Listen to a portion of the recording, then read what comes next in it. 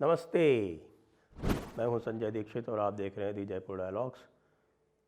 बार बार ये पूछा जा रहा है आज के परिप्रेक्ष्य में कि आखिरकार जुडिशरी में जजेस का अपॉइंटमेंट होता कैसे है। देखिए, जुडिशरी में 3 स्तर पर जजेस के अपॉइंटमेंट होते हैं। पहला जो स्तर है वो है डिस्ट्रिक्ट जुडिशरी, जिसको सबऑर्डिनेट जुडिशरी भी कहते हैं। दूसरा स्तर है हाई कोर्ट और तीसरा स्तर है सुप्रीम कोर्ट। तो डिस्ट्रिक्ट जुडिशरी का अपॉइंटमेंट तो भाई साहब कम्पिटिटिव एग्जाम से होता है और उसमें बहुत तगड़ा कम्पिटिटिव एग्जाम होता है, हर स्टेट में अलग अलग होता है।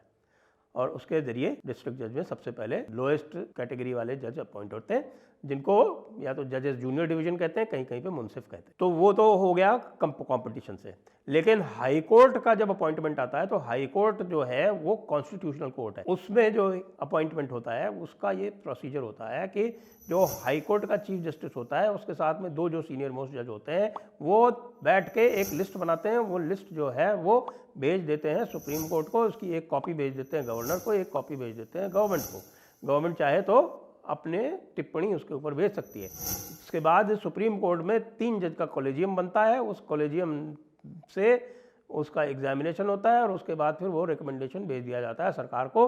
उसके अनुसार अपॉइंटमेंट करना सरकार के लिए आवश्यक होता है। सरकार चाहे तो उसको एक बार वापस भेज सकती है। एक बार वापस भेजने के बाद में अगर दोबारा उसको वही लिस्ट भेज दी गई तो सरकार के लिए आवश्यक हो जाता है कि उसको उसी प्रकार से अपॉइंट कर दे।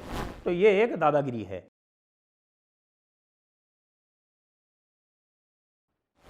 और ये दादागिरी कहीं भी संविधान में नहीं है। दादागिरी सुप्रीम कोर्ट ने स्वयं अपने निर्णयों से ये कायम की है और ये कहते हैं कि 142 आर्टिकल जो है उसके अंतर्गत वो लॉ बन गया। तो ये दादागिरी है। दूसरा, जब सुप्रीम कोर्ट की बात आती है तो सुप्रीम कोर्ट में अपॉइंटमेंट जो होते हैं उसमें 5 जजेस का कॉलेजियम बनता है।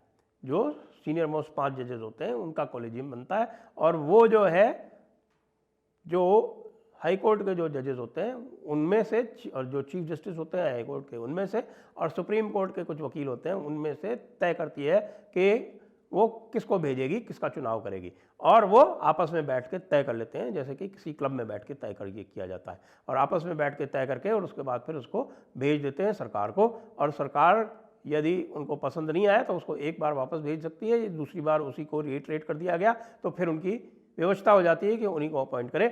ऐसा इन्होंने बना रखा है। कौन से? जो 3 इन्होंने जजेस केसेस जो हैं, जजेस के फर्स्ट जजेस केस, सेकंड जजेस केस, थर्ड जजेस केस। पहला वाला SP Gupta versus union of India और दूसरा वाला और तीसरा वाला जो है वो है supreme court advocate on record association की तरफ से, नंबर 1 और नंबर 2। तो ये पूरा का पूरा सिस्टम है जिसको हम कहते हैं टोटल दादागिरी। और वो टोटल दादागिरी का सिस्टम चल रहा है और उसी के चलते आप देख रहे हैं कि आजकल कितना विवाद हो रहा है उसके लिए। और लगता है कि कुछ होने वाला है। जय हिंद।